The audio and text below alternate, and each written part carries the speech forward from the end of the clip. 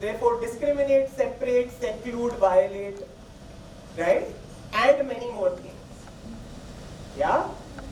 So then this conversation needs to be about what about our spaces makes people feel like if they do not love the person of the opposite gender, then there is something to be ashamed about.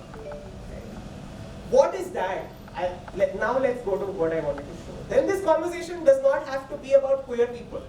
Then this conversation has to be about people who can shame or violate or not include or discriminate or keep at bay people who are queer, right? And then that conversation is possibly about people who are not queer, because I'm assuming that a large part of who can discriminate is a person who does not share that same reality. This is not to say that queer people don't hate queer people. This is not to say that queer people do not violate against other queer people, because queer people are not one monolith, right? There isn't one way of being queer.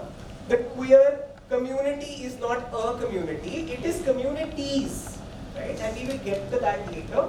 Can we go back to the present? I sent a link of a presentation, right? It's a very small presentation, it doesn't have much.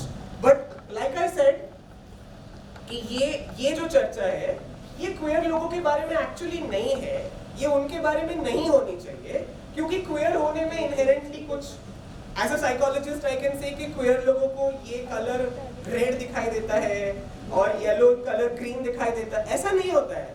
उनका perception, decision making, cognitive functioning, सारा कुछ normal होता है, okay? So that normalcy conversation has left, that ship has sailed long ago.